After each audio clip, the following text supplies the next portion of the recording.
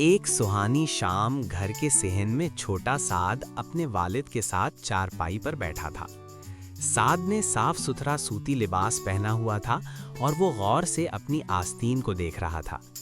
कुछ देर खामोश रहने के बाद उसने मासूमियत से पूछा, बाबा, ये कपड़ा कैसे बनता है और क्या ये हमेशा से ऐसे ही बनता आया है? बाबा मुस्कुराए और मोहब्बत भरे लहजे में कहा, बेटा साद, कपड़ा सिर्फ आज की चीज नहीं बल्कि इसकी कहानी इंसान की तारीख जितनी पुरानी है। कुरान में अल्लाह ताला ने फरमाया है, ए औलादे आदम, यकीनन हमने तुम पर लिबास उतारा है जो तुम्हारी शर्मगाहों को छुपाता है और जीनत है, और तकवा का लिबास ही बेहतरीन है। ये अल्लाह ताला की निशानियों में से है कि लोग सबक हासिल करें। सुभान अल्लाह। बाबा ने कहा, बहुत पुराने ज़माने में जब ना कारखाने थे और ना मशीनें, लोग दरख्त